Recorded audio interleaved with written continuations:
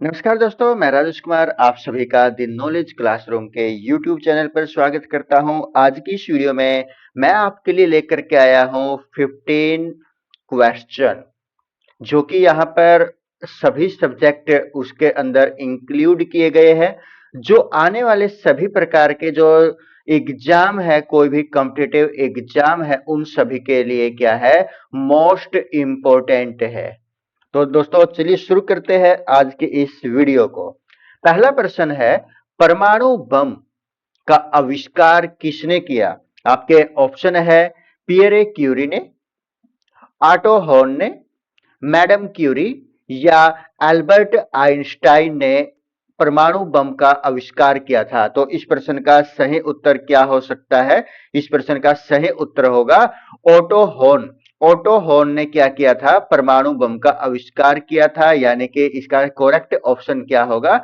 Option number B, auto horn ने परमाणु बम का आविष्कार किया था। प्रश्न नंबर 2, निशी निशी जनजाति कहां पाई जाती है?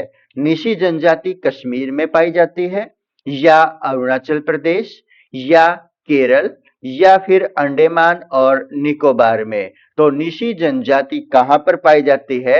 ये पाई जाती है अरुणाचल प्रदेश में, यानी कि ऑप्शन नंबर बी इस प्रश्न का सही आंसर होगा। निशी जनजाति अरुणाचल प्रदेश में पाई जाती है। प्रश्न नंबर 3, भारत में सबसे ज्यादा ताप विद्युत उत्पन्न करने वाला राज्य कौन सा है? यानी कि जहां पर ताप विद्युत उत्पन्न की जाती है और वो भारत में सबसे ज्यादा उत्पन्न करने वाला राज्य है, तो वो कौन सा राज्य है? हरियाणा, महाराष्ट्र, केरल या फिर तमिलनाडु? तो इस प्रश्न का सही उत्तर क्या होगा? महाराष्ट्र। महाराष्ट्र के अंदर भारत में सबसे ज्यादा जो ताप विद्युत है उत्पन्न की जाती है। तो ऑप्शन नंबर बी इस प्रश्न का सही उत्तर होगा।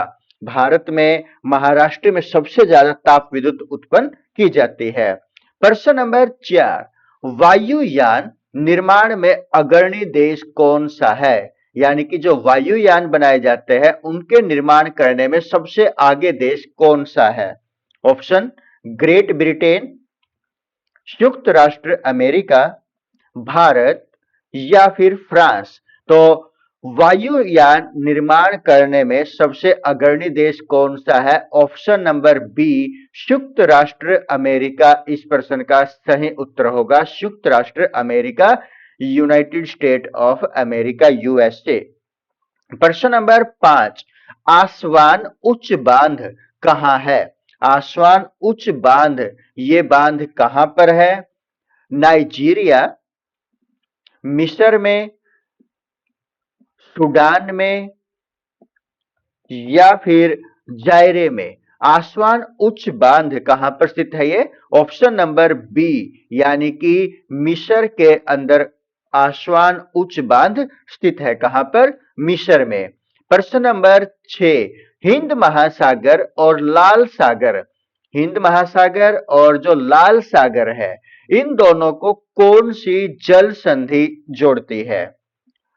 बोस्पोरस, सिरयूज, मलका, बाब अल मंदेब? तो हिंद महासागर और लाल सागर कौन सी जल संधि के द्वारा जुड़े हुए हैं? तो इस प्रश्न का सही उत्तर ऑप्शन नंबर डी इस प्रश्न का सही उत्तर होगा, बाब अल मंदेब, जो कि हिंद महासागर और लाल सागर को जोड़ने वाली जल संधि है।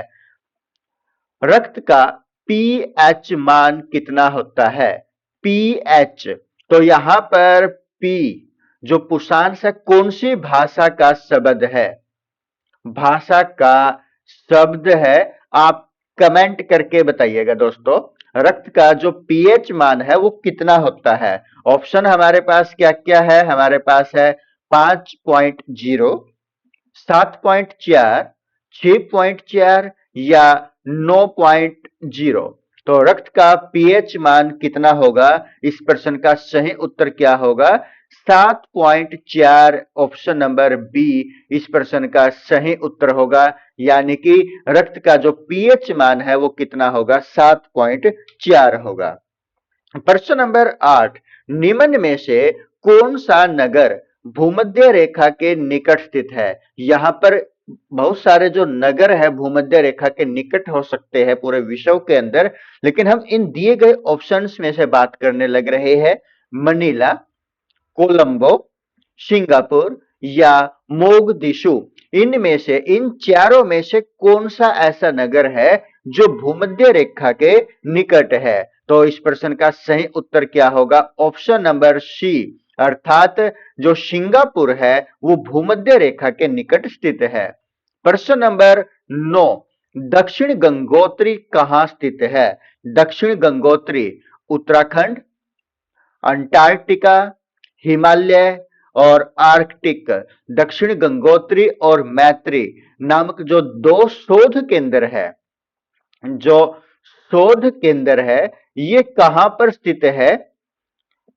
उत्तराखंड, अंटार्कटिका, हिमालय या आर्कटिक के अंदर? तो इस प्रश्न का सही उत्तर क्या होगा? अंटार्कटिका के अंदर, यानी कि ऑप्शन नंबर बी इस प्रश्न का सही उत्तर होगा।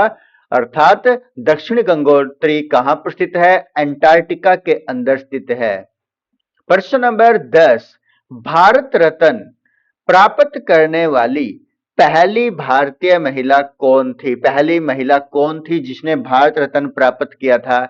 मदर टेरेसा, इंदिरा गांधी, लता मंगेशकर या फिर सरोजिनी नायडू? तो भारत रत्न प्राप्त करने वाली पहली भारतीय महिला कौन थी? ऑप्शन नंबर बी, कौन? इंदिरा गांधी। इस प्रश्न का सही उत्तर होगा भारत रत्न प्राप्त करने वाली पहली महिला कौन थी? इंदिरा गांधी थी। प्रश्न नंबर 11 है, जीएसटी का पूर्ण रूप क्या है? Goods salary tax, goods sales tax, goods and service tax, journal service tax. तो इस प्रश्न का सही उत्तर क्या होगा? गुड्स एंड सर्विस टैक्स, अर्थात ऑप्शन नंबर सी इस प्रश्न का सही उत्तर होगा। जीएसटी का पूर्ण रूप क्या है? Goods and service tax. आप दोस्तों कमेंट करके बताइएगा आईजीएसटी का पूर्ण रूप क्या है? कमेंट करके आप दोस्तों बताइएगा आईजीएसटी। आप जो भी उत्तर करोगे, जहां जहां हमने पूछा है उसका क्वेश्चन नंबर, जैसे कि यहां पर क्वेश्चन नंबर 11 है, आप 11 भी लिख सकते हो और उसके बाद आपका जो आंसर होगा वो आप यहां पर लिखिएगा। नेक्स्ट क्वेश्चन, प्रश्न नंबर 12 है, अम्लीय घोल का पीएच मान कैसा होता है? अम्ल, यहां पर अम्लीय घोल के बारे में पूछा गया, उसका जो पीएच मान है वो कितना होता है?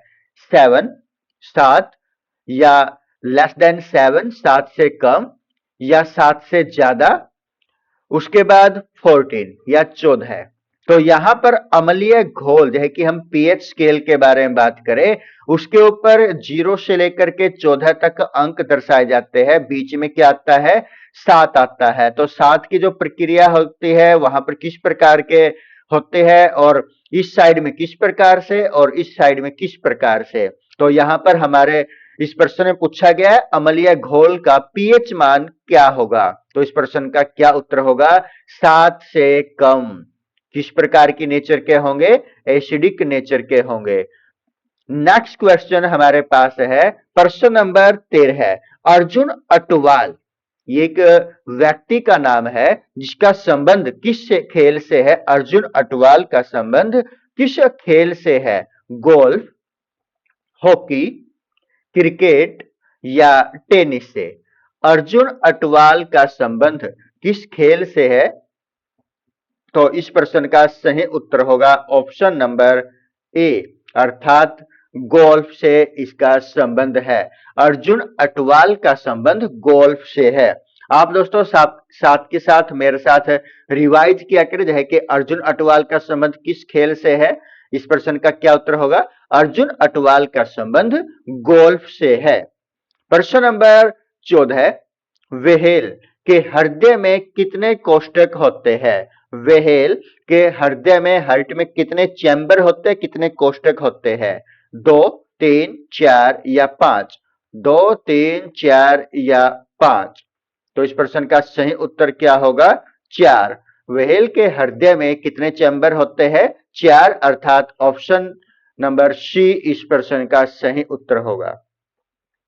और आज की इस वीडियो का आखिरी प्रश्न, क्वेश्चन नंबर 15। स्ट्रेंजर गैस निम्न में से किसे कहा जाता है? जो ऑप्शन दिए गए हैं उनमें से हमने ये बताना है। स्ट्रेंजर गैस इनमें है किसको कहा जाता है? आर्गन को, नियोन को, जिनोन को या हीलियम को? तो किसको कहा जाएगा stranger gas? Argon, neon, xenon या हीलियम? तो क्या उत्तर होगा इस प्रश्न का? इस प्रश्न का सही उत्तर होगा ऑप्शन नंबर सी, यानी कि जिनोन को क्या बोला जाता है? स्ट्रेंजर गैस बोला जाता है।